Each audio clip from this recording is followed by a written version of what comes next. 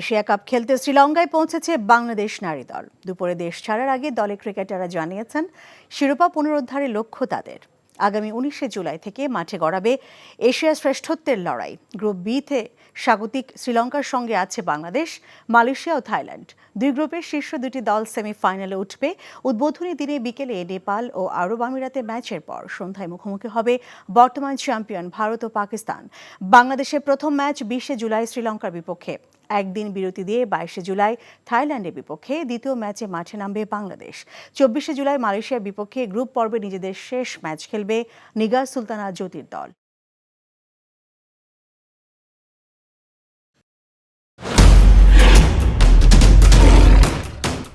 Masud chairman চাপলে কি হয় জানোস না? এমন মায়ের মারুম কুত্তার মতো খালি সাইড পারবি।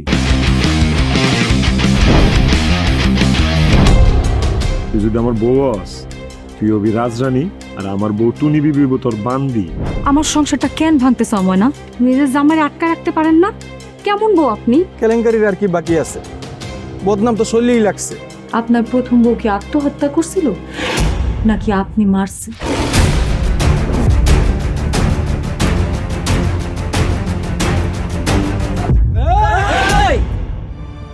ময়না তো পালাইতে চায় না। ওরে পালাইতে হইবই। ময়না রে, তুই আমারে মাফ করে দিস। আমারে খাওয়ানোর মধ্যে বিষ মাখায় মেরা ফলাইতে চাচ্ছে। মাইরা একেবারে আম গাছের লগে ঝুলাই দিবেন যেমনি আপনার বড় বড় মাইরা ঝুলাইছিলেন।